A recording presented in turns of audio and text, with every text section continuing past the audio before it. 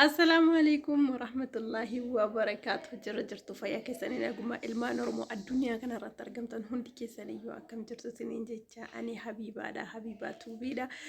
Akkam jirtu nagaadha miti nageenyi badhaadha. Anis nagaa kiyya galata Rabbii jira siniin jedha ilmaan Oromoo hundi keessanii yoo baga jiraattanii har'a geessanii siniin jechuun barbaada.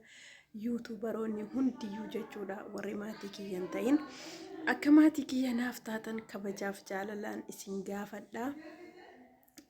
Akkuma beekamu namni kamiyyuu yeroo waa banatu fakkeenyaaf yeroo yuutuubii banadu an kaayyoon qaba. Kaayyoon kiyya maali? Isa ga'anaaf Rabbiif dhiisa.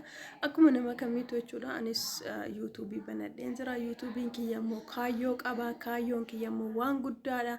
Inshaallah yeroon hojii jammaree jedhe akkasii waan hedduu narraa barattan abdii guddaan qaba. Abdii guddaadhaan inni taa'ee yuutuubiin kiyya carraanaaf kennu eegaa jira jechuudha. Kanaafiyyuu jennaan warri maatii kiyyan ta'in akka maatii kiyya naaf taatan kabajaaf jaalalaan isin gaafadha. Ani maatii nama kamiyyuu ta'uuf qophiidha ilmaan Oromoo ta'e. Nama kamiifiyyuu maatii ta'uuf qophiidha. Isinillee maatii naa taasiniin jedha warri maatii kiyya hin ta'ini.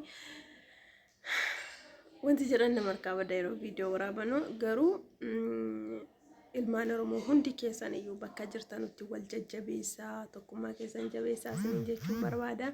Tokkummaan keenya yoo jabaate ni guddannaa galma dhiifama.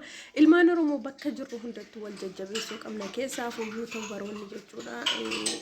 Ilmaan Oromoo warra yuutuubii banachuu hin beeknellee akkuma nu barsiiftanii kara kanatti nu fiddanii warra kaanillee barsiiftanii akka kara yuutuubiitti fiddannu abdii guutuun qaba.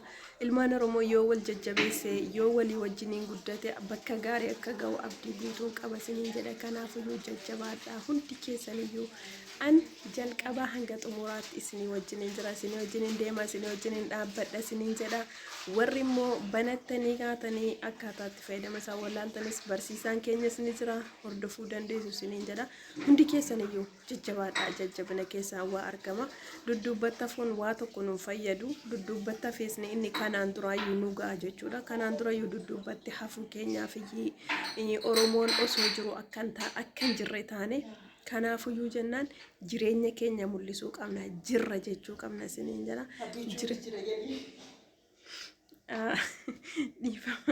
Jirra jechuu qabna isiniin jedha. Hundi keessaniyyuu jabaadhaa tokkummaa keessan jabeessaa waliin haa jabaannu isiniin jedha nuti ilmaan Oromoo hundi keenya. Hundi keessaniyyuu jajjabaadhaa isiniin jechuun barbaada. Warri maatii waliif hin ta'inis maatii walii ta'a wal guddisaa wal guddisuun aadaa keenya nuuf haa ta'u isiniin jedha.